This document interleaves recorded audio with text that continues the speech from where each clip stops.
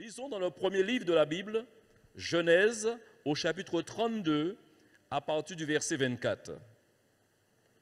Genèse, au chapitre 32, verset 24. Jacob demeura seul. Alors un homme lutta avec lui jusqu'au lever de l'aurore. Voyant qu'il ne pouvait le vaincre, cet homme le frappa à l'embrasure de la hanche. Et l'embrasure de la hanche de Jacob se démit pendant qu'il luttait avec lui. Il dit, « Laisse-moi aller, car l'aurore se lève. » Et Jacob répondit, « Je ne te laisserai point aller, que tu ne m'aies béni. » Il lui dit, « Quel est ton nom ?»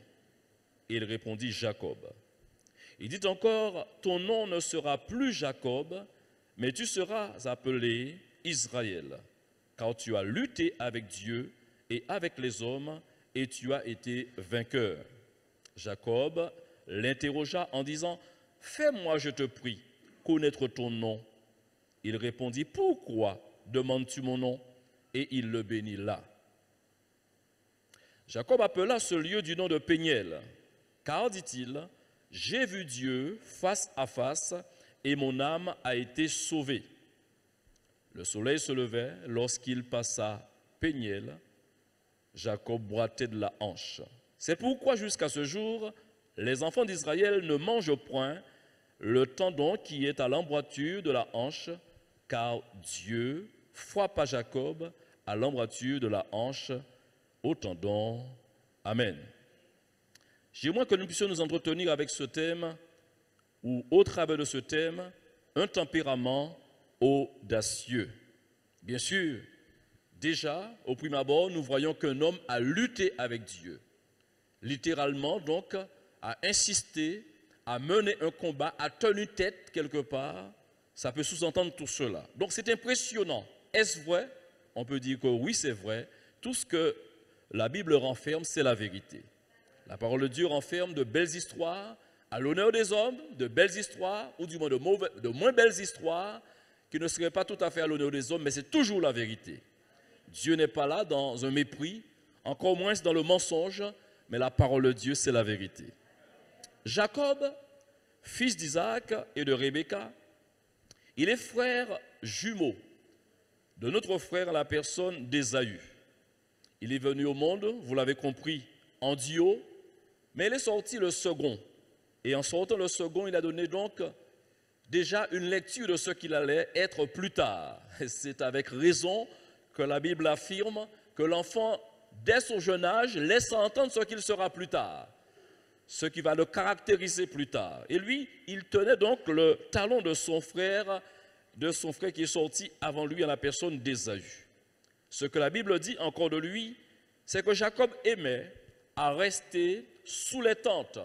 Il était une personne aimant donc le foyer, le domicile. Il n'était pas un homme d'extérieur. Et aussi, il était de nature calme et pacifique. Calme et pacifique. Il est aussi surnommé, pour ceux qui aiment la parole de Dieu, qui la lisent continuellement, qu'il est également appelé un supplanteur. Et comme je vous l'ai indiqué, au point de me redire, eh bien, cet homme va laisser entendre ce qui sera plus tard sa vie. Rappelez-vous également qu'il a eu à travailler 14 ans, et oui, 14 ans, pour pouvoir enfin récupérer, permettez ce mot, sa femme Rachel, dans une forme de transaction avec ce beau-père Laban. Souvenez-vous, eh bien, il était question qu'il puisse travailler 7 ans pour Rachel, mais il a été doublé par ce monsieur Laban et il va devoir travailler 14 ans. Mais quoi qu'il en soit, la Bible dit qu'aux yeux de Jacob, ces 7 ans parurent comme quelques jours. Je fais toujours une distinction. Nous savons tous que ça ne va pas changer, qu'une journée est faite de 24 heures. Rajoutez 7 jours, nous avons une semaine. Mais 7 ans, 7 ans, ce n'est pas une semaine. Mais on dit avec raison, lorsqu'on aime, on ne compte pas. Mais c'est un trait qu'on révèle, ou du moins ce passage où cette attitude de Jacob eh bien, cela révèle son caractère, cela révèle sa personne et qui me permet de dire qu'il avait vraiment la capacité de supporter les contrariétés. C'est un élément à avoir, c'est un facteur à considérer lorsque l'on veut atteindre un objectif, on se donne les moyens, n'est-ce pas?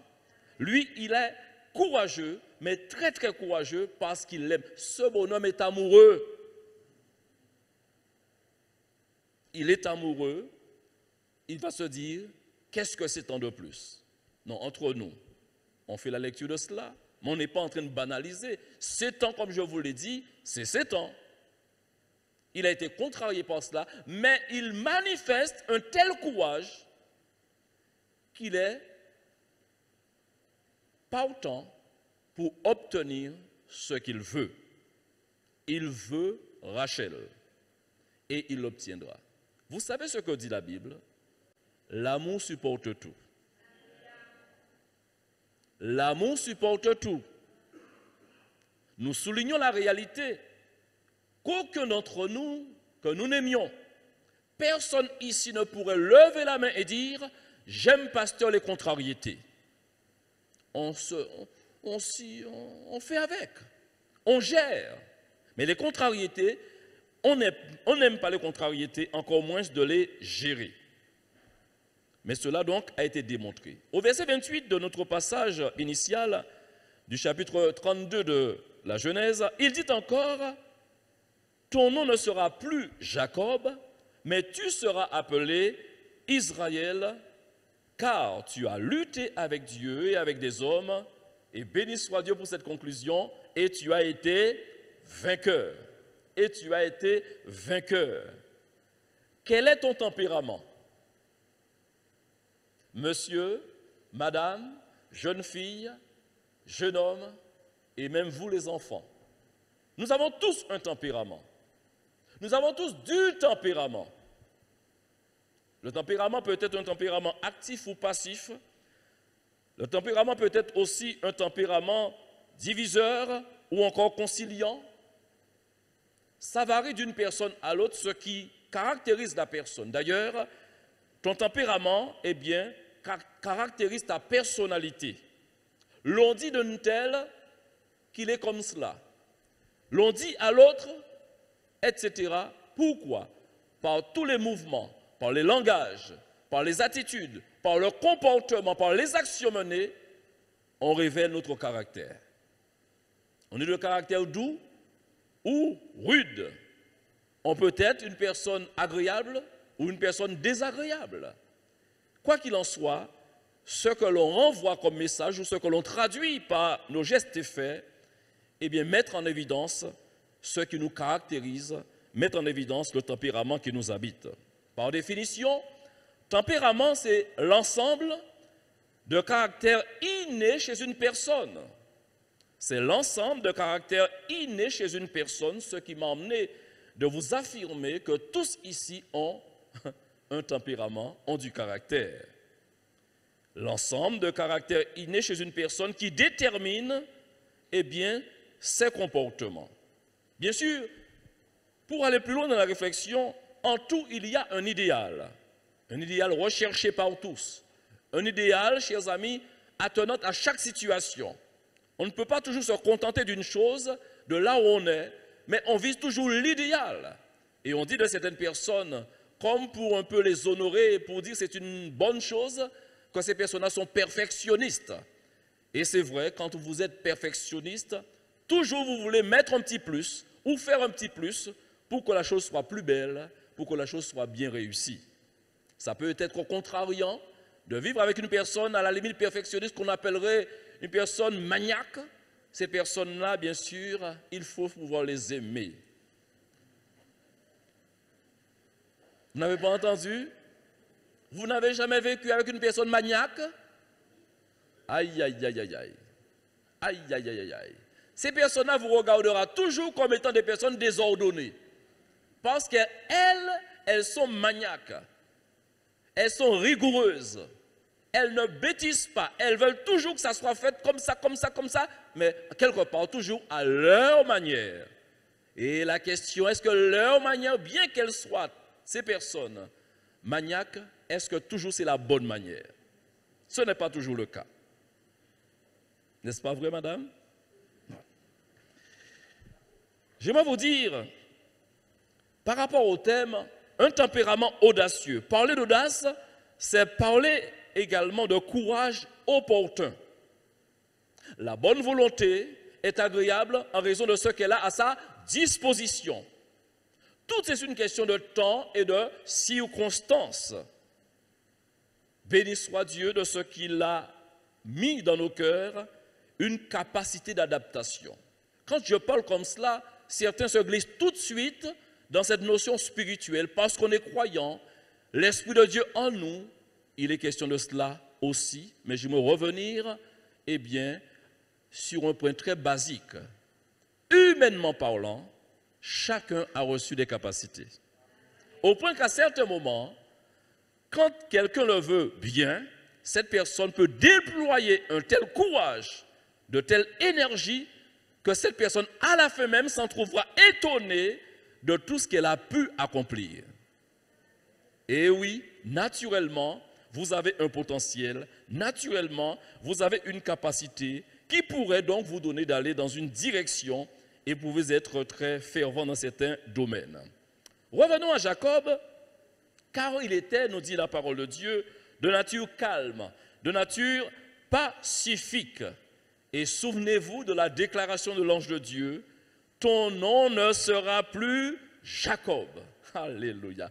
Ton nom ne sera plus Jacob, mais tu seras appelé Israël. Quand on parle de Jacob, on sous-entend le supplanteur.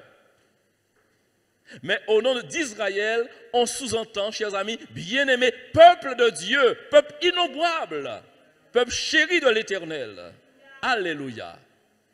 Aimeriez-vous qu'on change votre nom? Ne me répondez pas. Vos noms ont été déjà changés pour la plupart d'entre vous. Vous ne portez plus le même nom. Frère, vérifie à la mairie. Et tu verras que mon nom, c'est bien ce que je te dis. Il ne s'agit pas de cela. Depuis le jour où la parole de Dieu a retenti dans ton cœur, le Christ a fait de toi une nouvelle création. Amen. Tu portes un nom nouveau désormais.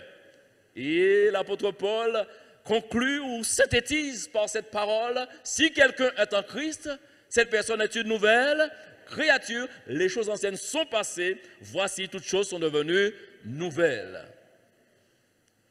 Bien sûr, si nous pouvions parler de combat, parce que ça n'a pas été facile.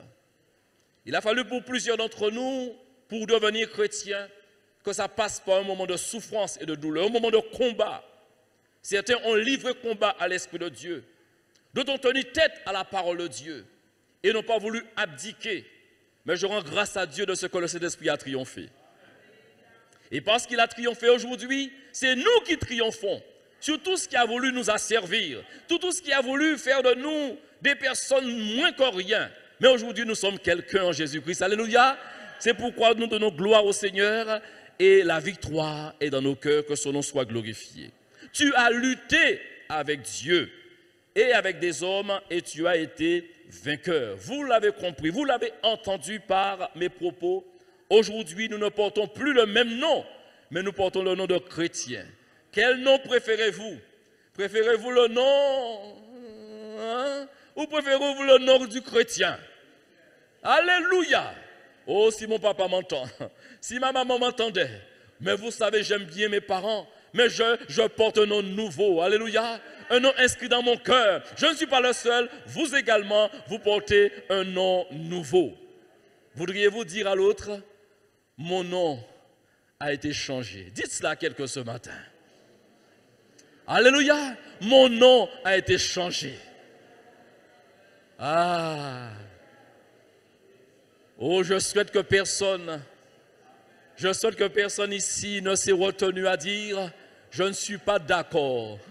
Il se pourrait que quelqu'un puisse se retenir et dire, je ne suis pas d'accord avec le pasteur. J'aime mon prénom, moi. J'aime mon petit nom caché, moi. Oh, le nom a son importance. Le nom a son importance, le prénom a son importance. C'est une culture biblique. Quand vous lisez la Bible, vous vous apercevez que les noms ont souvent eu une signification. Et certains peuples ont adopté cela. Il y a des cultures ou des nations, des peuples où, lorsqu'un enfant est né, ils ne donnent pas un nom comme cela, à la qui va vite, ou de ces noms à la mode, avec le respect que je vous dois, qu'on n'arrive même pas à citer. Mais ils donnent un nom qui représente quelque chose, qui a une perspective de bonheur, une perspective de croissance, une perspective de victoire, qui signifie quelque chose. Bien sûr, c'est toujours en espérance. Parce que mettant un enfant au monde, personne ne peut s'avancer à dire qu'il sera ceci ou cela, à moins d'une révélation. Élisabeth, la maman de Jean-Baptiste, savait qu'est-ce que Jean-Baptiste allait être. Et ça n'a pas trompé. Quand Dieu nous donne une certitude, Dieu ne trompe personne. Mais je parle de ces parents que vous et moi nous sommes, bien que depuis le temps de Jean-Baptiste, le Saint-Esprit se révèle encore. Amen. Mais j'aimerais vous dire, un nom a de l'importance. Un prénom a son importance. Porter le nom de Jésus-Christ, se faire appeler et être appelé chrétien ne devrait pas être une honte pour chacun d'entre nous, mais que plutôt nous soyons fiers d'être appelés chrétiens. Alléluia. D'ailleurs, ce nom est bien équipe, ou ce nom communique plutôt une capacité qui, justement, a autorisé Paul à dire du moins, je puis tout par celui qui me fortifie. Alléluia. L'apôtre Pierre, dans 1 Pierre, chapitre 4, verset 16, communique ces belles paroles à chacun. Mais si quelqu'un souffre comme chrétien, qu'il n'en ait point honte, et que plutôt il glorifie Dieu à cause de ce nom-là. Le nom de Jésus est si doux. On va le chanter après. Alléluia. Vous êtes d'accord? Ne partez pas avant la fin de la prédication. Et les musiciens ont entendu aussi, message envoyé. Si quelqu'un souffre comme chrétien, qu'il n'en ait point honte. Qu'il n'en ait point honte et que plutôt, alléluia, il glorifie Dieu à cause de ce nom-là. Une grande souffrance a emmené plusieurs et ne leur envoyez pas la pierre. Cela a emmené plusieurs du moins, à changer de nom. Parce que le nom était devenu insupportable. Parce que des drames se sont vécus. Les parents ou encore une famille éloignée ou une famille proche portant le même nom a commis des choses inacceptables et parfois même irréparables. Alors porter ce nom devenait comme une souffrance. Et des personnes se sont rendues à la mairie. La mairie les a renvoyés au tribunal. Ils ont fait toute une démarche pour changer de nom. Vous savez, quand on est derrière des principes, l'on pourrait dire que l'on envoie rapidement une pierre à quelqu'un, c'est-à-dire on porte un jugement sur quelqu'un. Mais quand on n'est pas ou quand on n'a pas connu une telle souffrance, préservons-nous, gardons-nous de porter un jugement sur autrui. Mais plusieurs ont eu à changer de nom. Le caractère de Christ devrait habiter nos cœurs, n'est-ce pas? L'apôtre Paul pouvait dire « Ayez les sentiments qui ont été en Jésus-Christ ». C'est une exhortation, une recommandation à prendre au sérieux. Quand nous avons le caractère de Christ qui prime dans nos cœurs et sur notre caractère, parce que chaque chrétien, librement, dans leur relation, dans leur intimité avec Dieu, peut inviter le Seigneur à dominer ou encore à régner sur leur caractère propre. Et quand le caractère de Christ règne sur notre caractère, nous devenons à l'image du Seigneur. Nous donnons gloire à Dieu. Dieu est content de nous voir. Nous faisons la joie du Seigneur. Pourquoi? Parce que volontairement, nous offrons au Seigneur la liberté de régner, de faire en sorte que son caractère puisse primer sur notre caractère. Quoi qu'ait été ton caractère, quoi qu'ait été ton tempérament, il faut savoir que le meilleur c'est Christ. Le meilleur c'est Christ. Le meilleur c'est Christ. Dans Marc chapitre 3 verset 17, nous avons Jacques et Jean qui sont appelés d'une certaine manière, et à l'issue de la lecture, je vous poserai une question. Jacques, fils de Zébédée, et Jean, frère de Jacques, auquel il donna le nom de Boanerges, ou encore, dans notre version, on parle de Boanerges, ce qui signifie fils du tonnerre. Nom que Jésus donna à Jacques et à Jean. Dans le contexte de ce passage, il leur a donné un nom. Et cela s'est vérifié parce que, chemin faisant, Jésus a eu à dénoter un comportement répréhensible. Alors qu'ils étaient dans l'évangélisation, ils sont entrés dans un bourg des Samaritains. Et souvenez-vous, ces messieurs n'ont pas eu d'autre idée que de demander l'autorisation au Seigneur pour qu'ils invoquent le feu du ciel et que le feu consume non pas les péchés qui habitaient le cœur de ces hommes, mais que le feu puisse consumer nous qui finissent ça. Ceux qui évangélisent ne sont pas des tueurs. Et j'aimerais dire par là qu'il y a des prières qui ne seront jamais exaucées. Tu as entendu dire que la prière du juste a une grande efficacité. Mais il faut bien analyser cette définition, cet intitulé « La prière du juste ». Le juste ne s'autorisera jamais de demander à Dieu de maudire quelqu'un. Le juste s'arrêtera d'ailleurs l'enseignement du Seigneur, se réentendant, entendant le Christ lui dire « Bénissez, ne maudissez jamais ». Ces hommes ont été appelés, ceux qui ont été appelés, fils du tonnerre. Il y a des gens, lorsqu'ils passent quelque part, ça trépasse. Mais je vais vous dire, quand le Christ passe quelque part, ce n'est pas l'homme qui trépasse, c'est le péché qui trépasse. Là où le Christ, là où l'amour du Christ a abondé, chers amis, c'est la grâce de Christ qui a abondé. Le péché, bien-aimé, s'en est allé.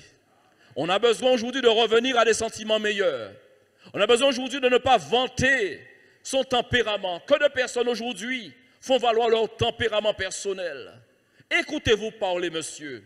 Écoutez-vous parler, madame. Même toi, mon frère, t'es-tu déjà écouté? Même toi, ma soeur, t'es-tu déjà écouté? Quand tu vantes quelqu'un, qui vantes-tu vraiment? Vantes-tu le Christ en toi ou te vantes-tu toi-même? Saint Paul, lui, il n'avait pas à vanter lui-même. Il n'a pas cherché à se vanter lui-même, à se mettre en avant parce qu'il a compris. Un jour, dans une expérience personnelle, il va laisser ce témoignage écrit dans Romains chapitre 7. « Misérable que je suis. Misérable que je suis. » Il a réalisé que tout ce qui le caractérisait n'avait aucune force pour pouvoir donner gloire au Seigneur. C'est pourquoi, chers frères et sœurs, j'aimerais vous poser la question dont je vous avais promis de vous poser. Jacques et Jean ont-ils été à un moment donné de leur vie en mesure de donner gloire au Seigneur? Je repose la question. Ont-ils été à un moment donné en mesure de glorifier Dieu par leur vie? Ça vous met en difficulté, je vous comprends. Ils sont appelés fils de tonnerre. Prenons ce texte, 1 Jean chapitre 3, verset 2. Ces paroles sont laissées par un d'entre eux. Ce même Jean que j'ai cité, ce même Jean dont le nom dont il a été question d'être appelé fils du tonnerre, c'est lui qui laisse ces paroles fortes, ces paroles de victoire. Alléluia. Dans 1 Jean 3, verset 2, bien-aimés, nous sommes maintenant, dit-il, répétez ça encore, nous enfants de Dieu. Il y a une différence nette entre les enfants de Dieu et les enfants du diable, spirituellement parlant, je m'entends bien. Parce que Satan n'a fait personne, c'est Dieu qui est le Dieu créateur. Amen. C'est pourquoi béni soit Dieu. Bien-aimés, nous sommes maintenant enfants. Alléluia. Nous sommes enfants de Dieu. Et ce que nous serons n'a pas encore été manifesté, mais nous savons que lorsque cela sera manifesté, nous serons semblables à lui. Parce que nous le verrons tel qu'il est. Alléluia.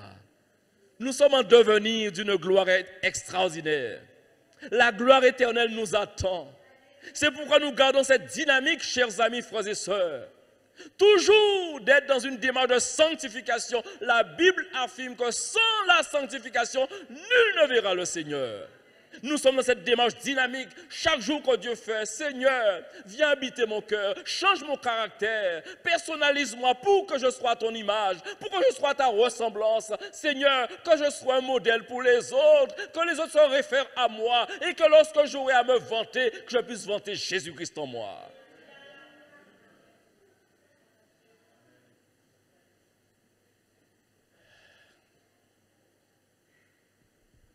Dans Éphésiens chapitre 2, verset 10, c'est encore pour amplifier le fait que le Christ est vraiment dans nos cœurs. Lui, Paul, disant à cette église d'Éphèse, car nous sommes les enfants de Dieu réunis, nous sommes son ouvrage.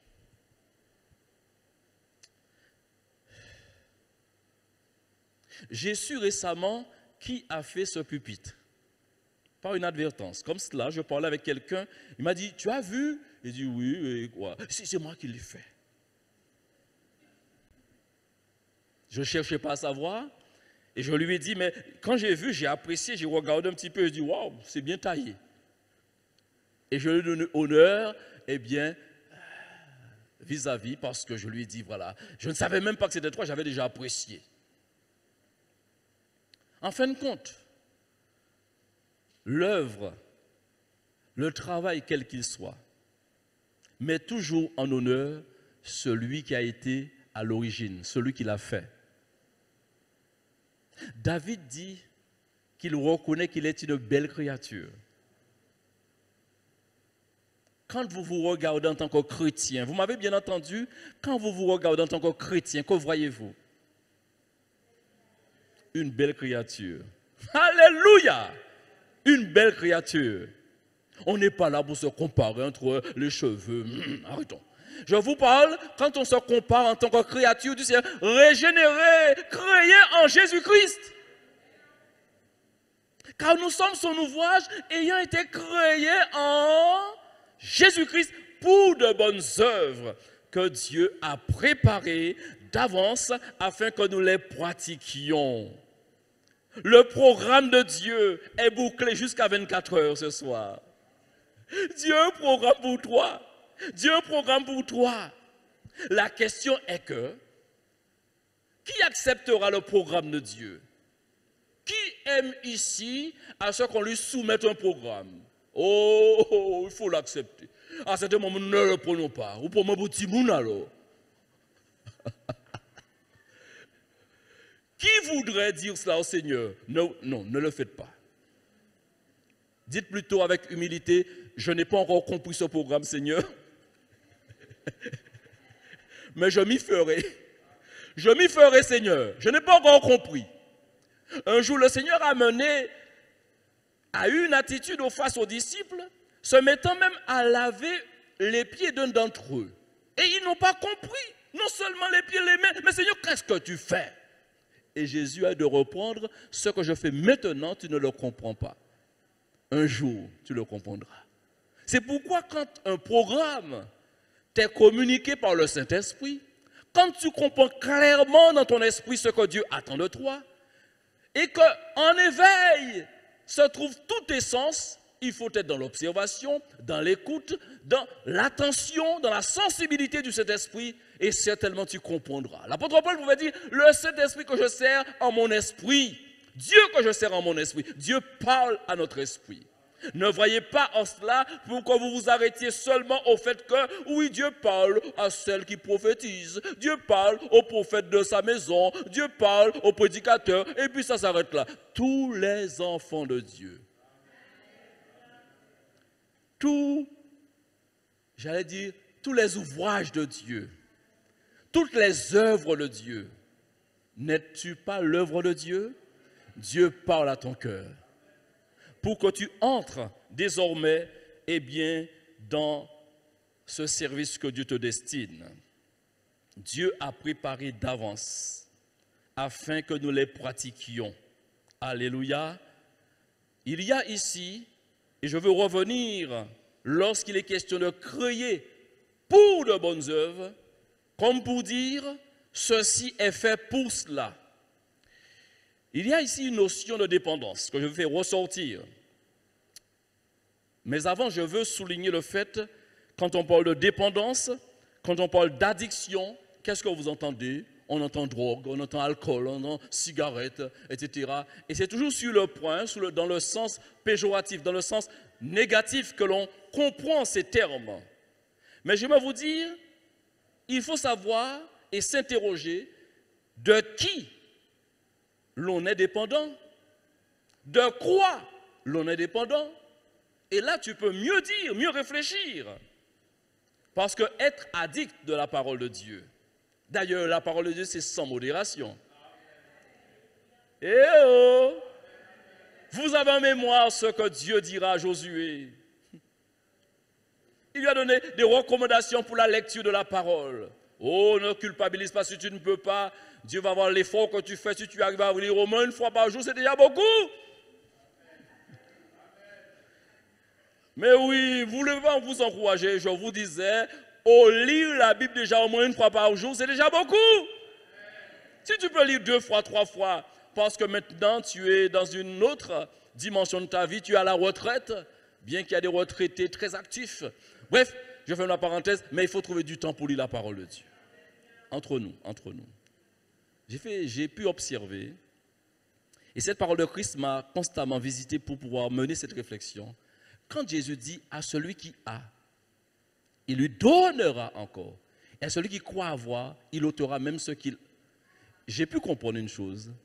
Ne regardez pas les gens. Vous avez des gens hyper chargés, remplis d'activités, qui sont capables encore de faire d'autres choses. Et vous avez des gens qui ont un temps libre, qui ont 24 heures de libre devant eux, et qui ne parviennent à faire quoi que ce soit. Allez, réfléchissez dessus. Tout dépend de la disposition du cœur. Quand quelqu'un est disposé, la personne trouvera du temps pour bien faire, pour mener de bonnes actions. Alors je reviens sur la dépendance pour vous dire, chers frères et sœurs, j'affirme, être dépendant de Dieu, c'est un bonheur. Amen. Si vous dépendez de Dieu, vous êtes heureux. Alléluia. Que Dieu soit glorifié. Jésus n'a-t-il pas dit, je suis le cep, vous êtes les sarments, celui qui demeure en moi. Celui qui demeure en moi. Celui ou encore ceux qui demeurent en moi et en qui je demeure portent beaucoup de fruits. Car sans moi, dit-il, vous ne pouvez rien faire. Béni soit le Seigneur de ce que nous dépendons de sa nature divine. Si nous pouvons faire des choses extraordinaires, c'est la grâce de Dieu en nous. Un homme a parlé, il a parlé avec beaucoup d'humilité, il a été modeste en disant, eh bien, tout ce qu'il fait, c'est Dieu qui le fait au travers de lui. Et parlant à certaines personnes de l'époque, il leur a dit, j'ai travaillé plus que vous tous. Toutefois, non pas moi, mais la grâce de Dieu en moi. Un tempérament audacieux. Christ en toi est une réalité. Christ en toi, ce n'est pas contestable, mais la question se pose, est-ce que Christ en toi, c'est faiblesse? Est-ce que Christ en toi, c'est la peur? Est-ce que Christ en toi, c'est la crainte, c'est la lâcheté, c'est la duplicité? Est-ce que Christ en toi, c'est l'infidélité? Est-ce que Christ en toi, c'est la honte? Dans 2 Timothée chapitre 1er, 2 Timothée chapitre 1, versets 6 et 7 dans un premier temps.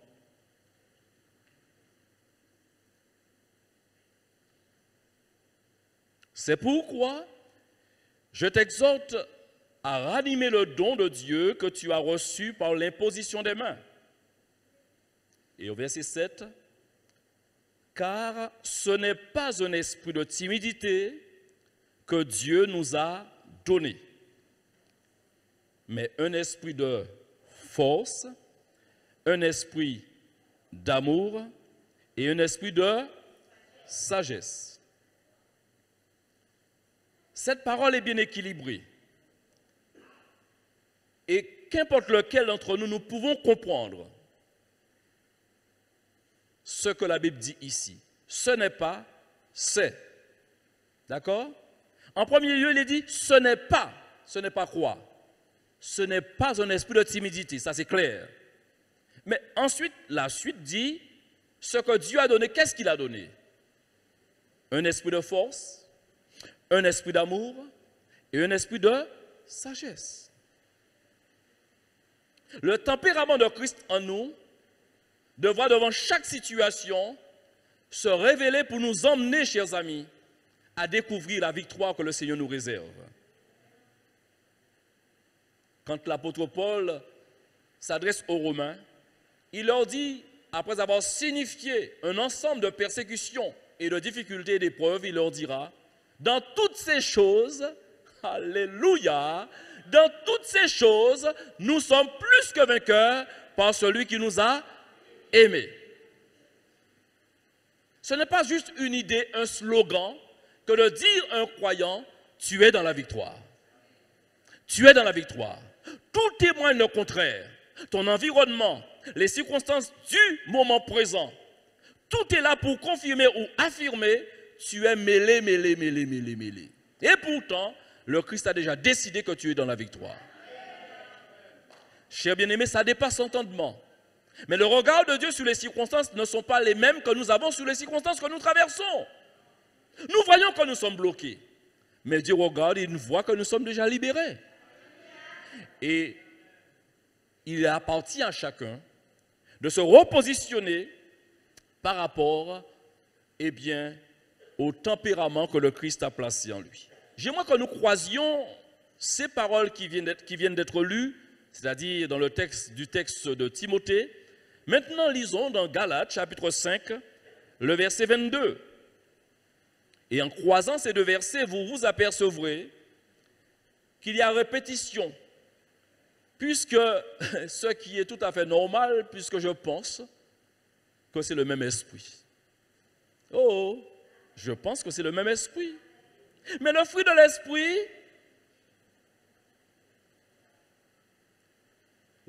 l'esprit, par rapport au texte qui dit, ce n'est pas un esprit, mais un esprit de force que Dieu donne.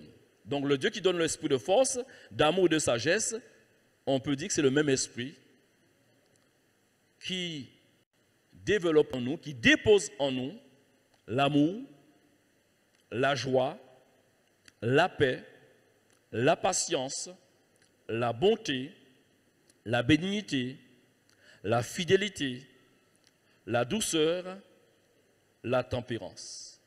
Je rappelle à ce moment de la méditation que le tempérament, c'est l'ensemble de caractères innés chez une personne et qui détermine donc ses comportements.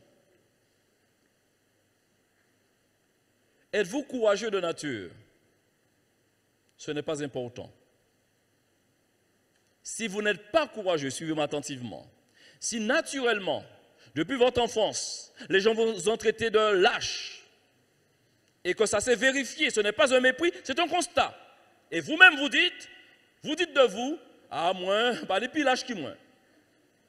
Vous savez qu'il y a des gens, je ne l'ai pas dit pour moi, je vous dis, il y a des gens qui disent ça. Pas des plus lâches qui moi.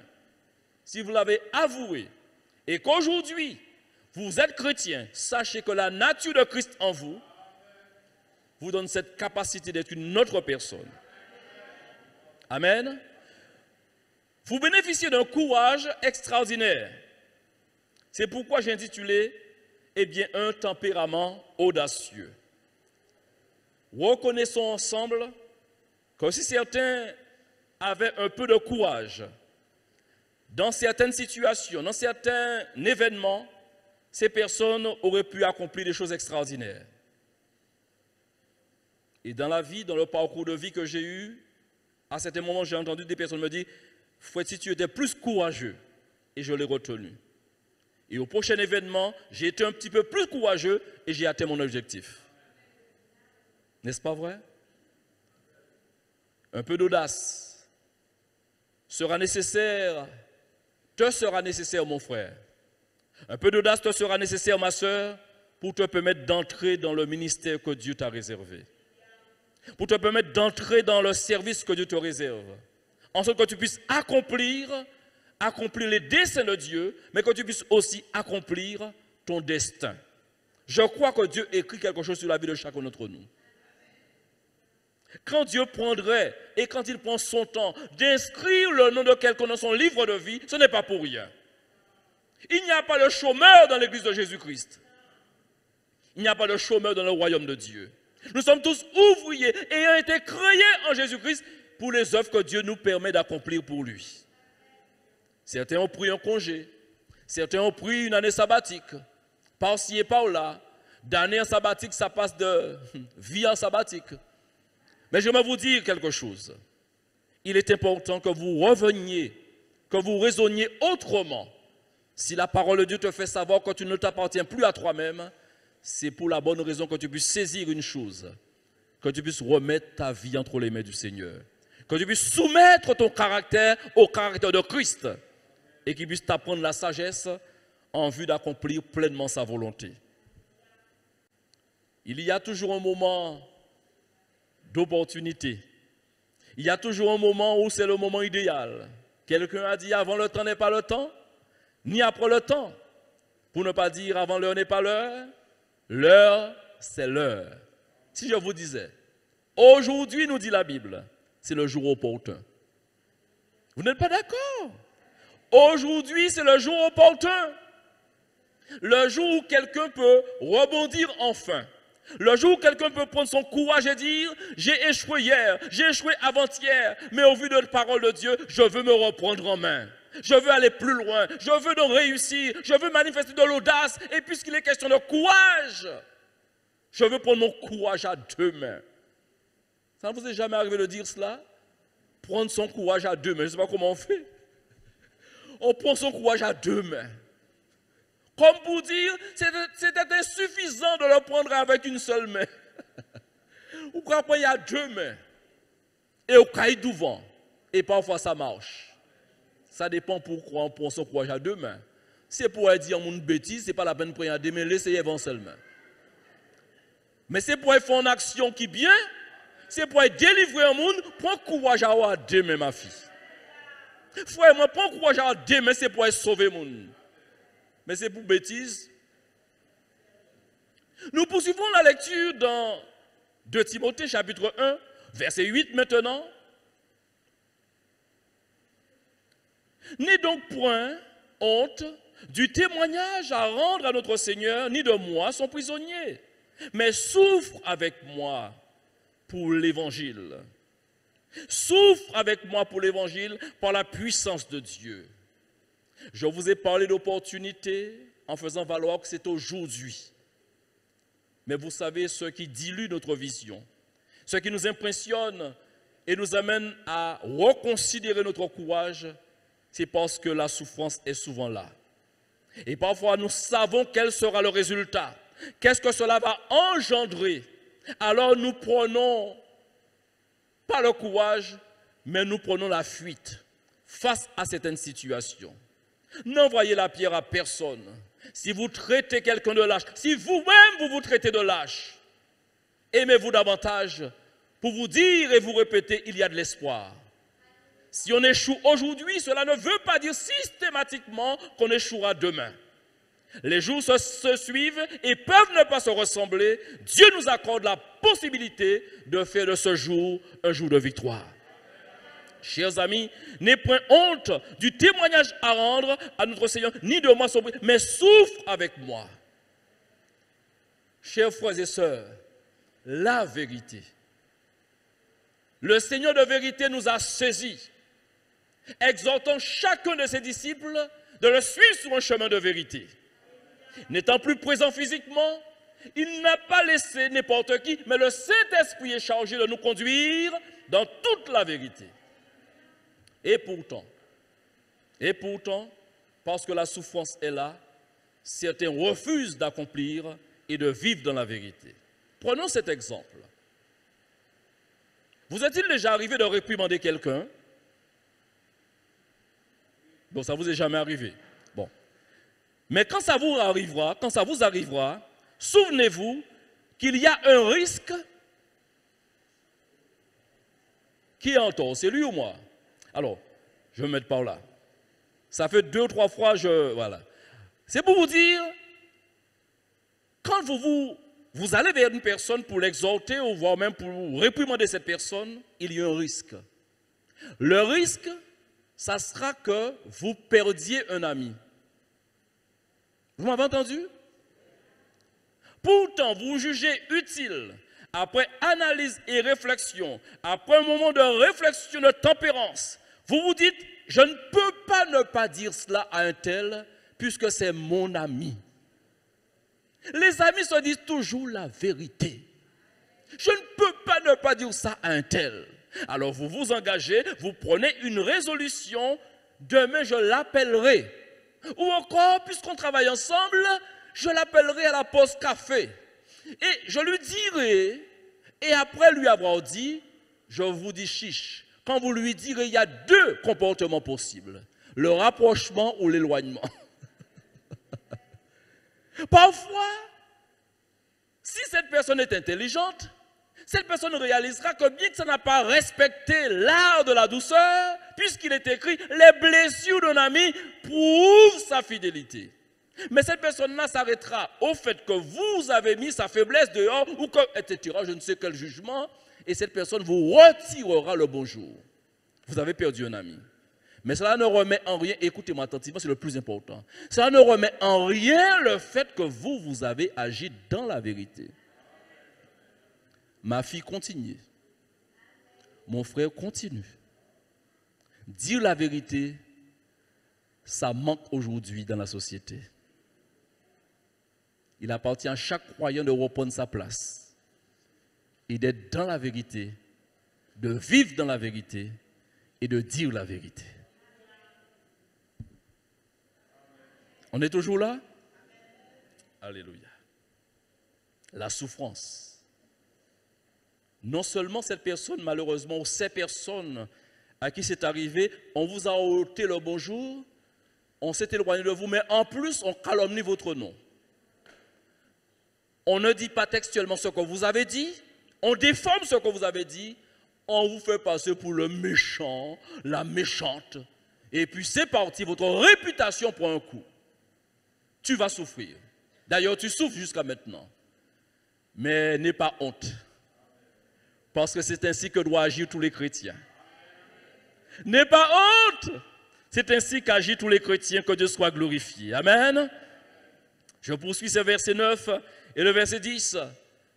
Par la puissance de Dieu qui nous a sauvés, nous a adressé une sainte vocation.